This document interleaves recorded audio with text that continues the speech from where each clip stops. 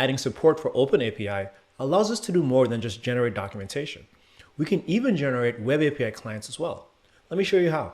Before we actually start generating Web API clients, there's a couple changes we need to make first. Notice for all our recipe operations, none of them actually have any names. So if we generate a Web API client, what is it going to call these things? Let's see how we can add these inside of Visual Studio. Inside of my startup.cs file, I want to head down to that configure services method.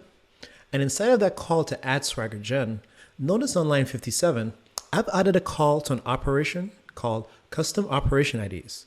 And what this is going to do is assign operation names based on the name of the actual action method. Now I need to make one more change inside of my configure method. Inside of the call to use Swagger UI, I need to call a function named display operation ID.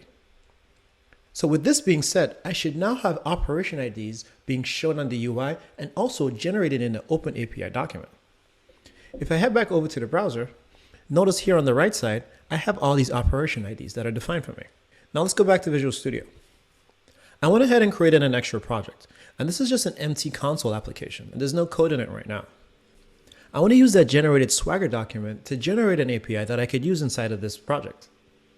I'm going to use that generated OpenAPI doc to generate a Web API client that I could use inside of this project.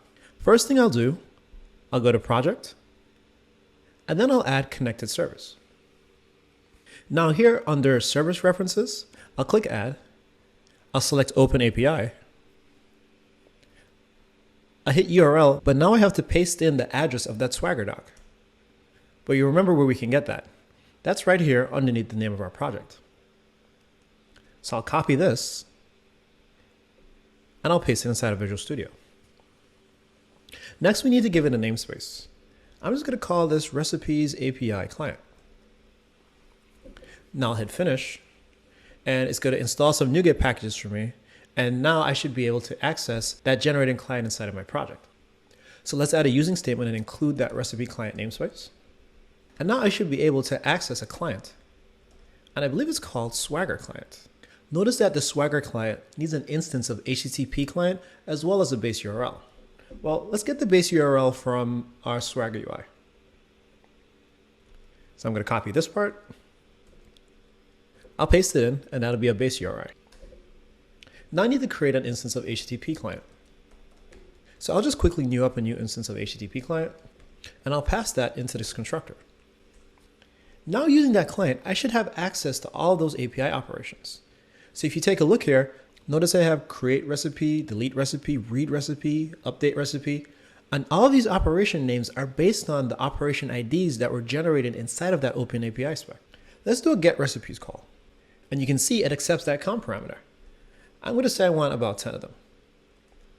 Now I'm going to specify the results. And now why don't we go ahead and loop over these results. So I'll do a for each item and results. And now I'm just going to console write line out all the recipes. I'll do item dot, and I'll just print out the title. Now let's run this and see what happens. I'm going to select the console project. I'm going to hit debug and start without debugging. And here inside of this console window, you can see the titles of 10 random recipes returned from my API client. Hopefully you see now how a well-formed OpenAPI document can not only help us debug and document our web APIs, but can also help us generate API clients. Now we can take all this code and package it up in a NuGet package so different folks all around the world can start using our APIs so much easier inside of .NET.